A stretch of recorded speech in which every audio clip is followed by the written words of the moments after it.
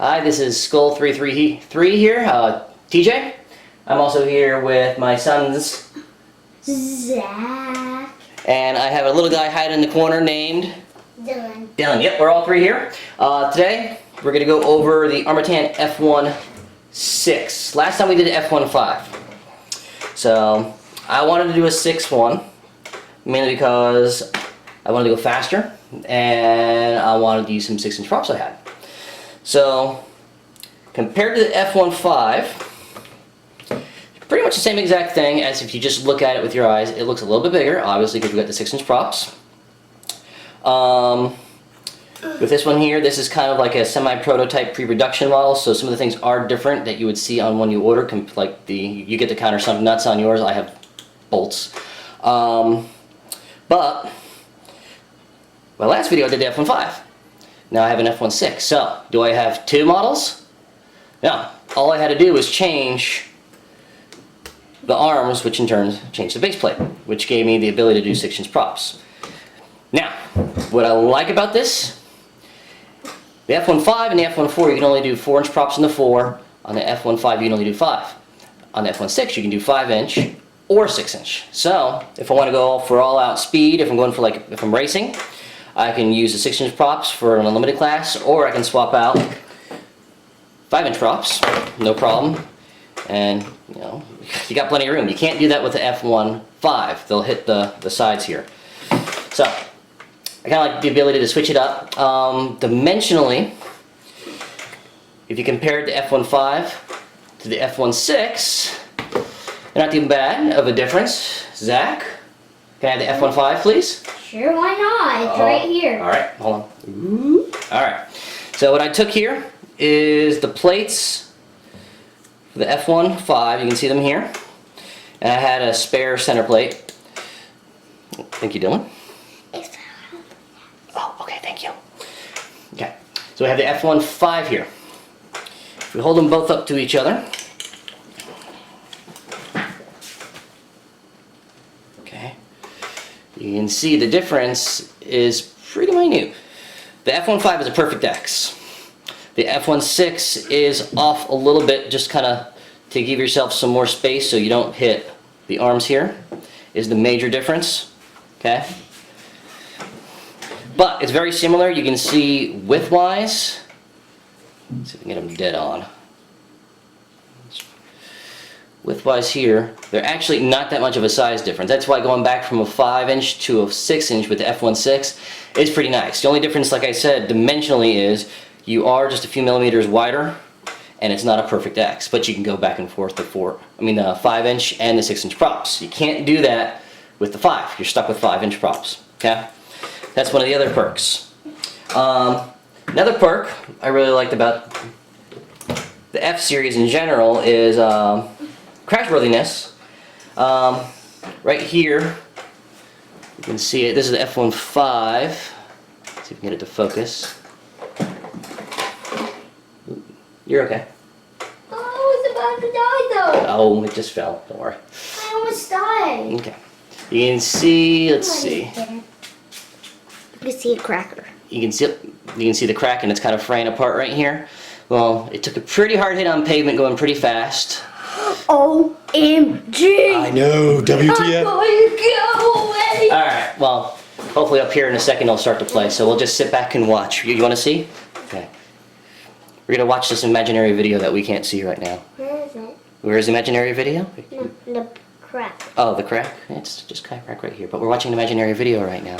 Where? Where's the imaginary video? It's right up here. Don't you see it? It's your hand. No, it's above my hand. Okay, it's probably over now, so we'll stop. Okay. So, that was a direct impact into concrete, and that was the only damage. So. Sorry. I'll go away. That was the only damage. I think I broke one nylon standoff and one aluminum screw I had in here with that crash. Okay, put that up there. Now, what also is different compared to the other one is I have the new power distribution board with built-in Naze flight controller. Has everything built into it. Can take up to a 4S battery, direct plug-in. You don't need any BECs or anything like that. The only thing I have done differently, because I had the Quad Revo power distribution board, is I did put the Quad Revo on top and kind of bypassed the plug in. Now normally, if you take this in there, you see the plus and minus, you can direct solder in an XT60 plug directly into there.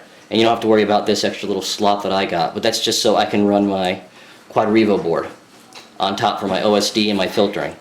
If you did not run that, you would have a super simple light build. All you would have to do is run your camera and VTX to power. Most of these now run directly off of any voltage battery up to 24 volts, so you really don't have to worry about anything.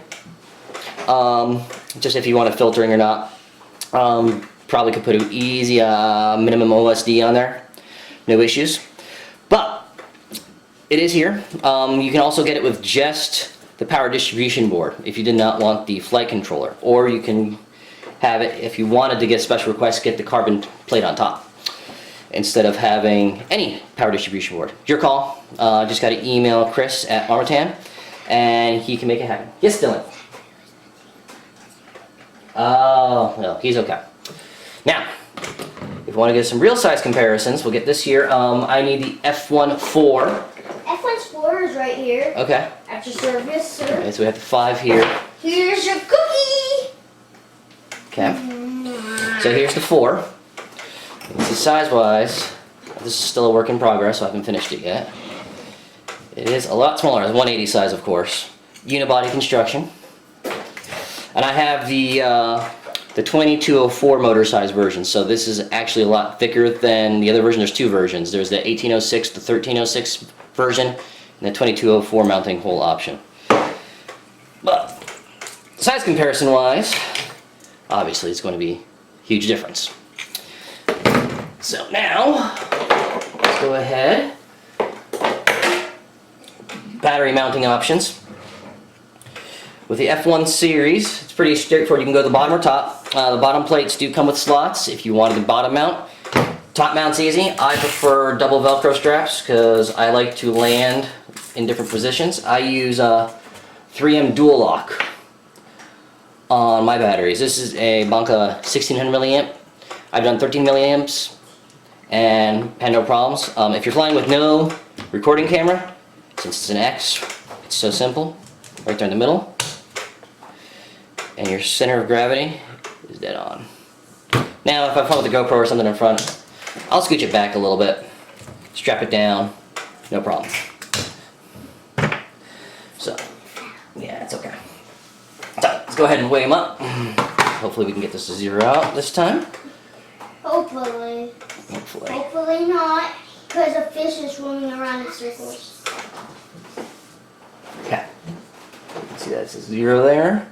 Now this is with the HQ bullnose 6045 props, and like I said, I got this thing fully loaded with extra junk you probably would not normally use, like paracord. I have the extra nuts that you wouldn't have, the extra wiring because of the Quad Revo. But just for fun, coming in at a good 470 grams. Let's see if we can see that a little better. Okay, not 410 as much as I'd like it to be.